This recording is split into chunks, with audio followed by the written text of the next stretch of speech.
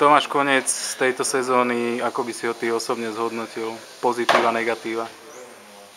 Tak já bych ho zhodnotil, že ten konec byl stejný jako ten začátek sezóny a tím jsme vlastně rozhodli o celé sezóně. Ale myslím si, že jsme bojovali a že jsme to nepustili lehce a nehodnotil bych to zase tak špatně. Je ešte u vás motivácia pred tým pohárom nádeje?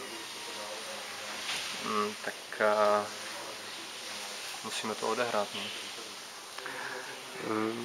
Keby si ty osobne mal zhodnotiť tú silu tohto kádra v tejto sezóne, myslíš si, že bola slabšia než v tej minulej sezóne, alebo bolo to rovnaké a len zhoda okolností alebo nejaké výkyvy rozhodli o tom, že sme nedopadli tak, ako sme chceli? Já si myslím, že zase takový velký rozdíl v tom nebyl, akorát tam chyběl takový ten náboj z minulé sezóny, kdy byla ta euforie a ty hráči dávali víc gólů, víc ujížděli do protivníků, proměnili, táhli to do brány a to si myslím, že chybělo tuhle sezónu. Čo treba spraviť, aby to bolo budúcu sezónu? Ty máš zmluvu aj na ďalší ročník. Tak máš starost, aby sme nedostávali góly a to ostatní nechá na ostatní. Nechybala ti trošku viac aj hra do tela?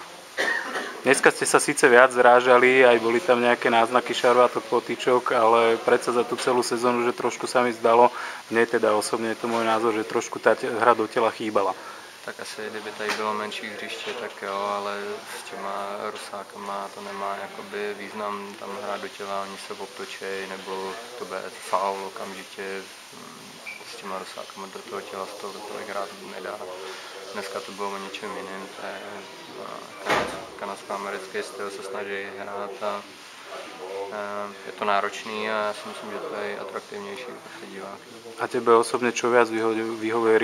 Rýchly ruský hokej alebo takáto kanadsko-americká zrážečka, nahadzovanie, dobiehanie pukov?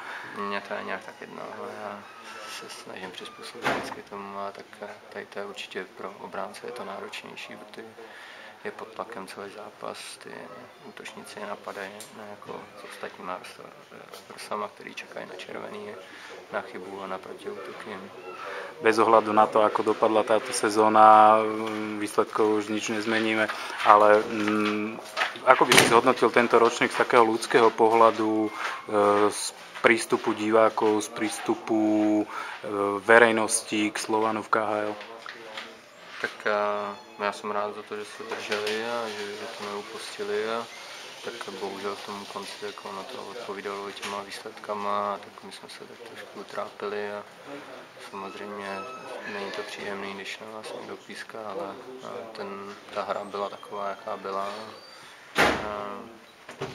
Už je to za náma, no já doufám, že příští sezónu začneme líp.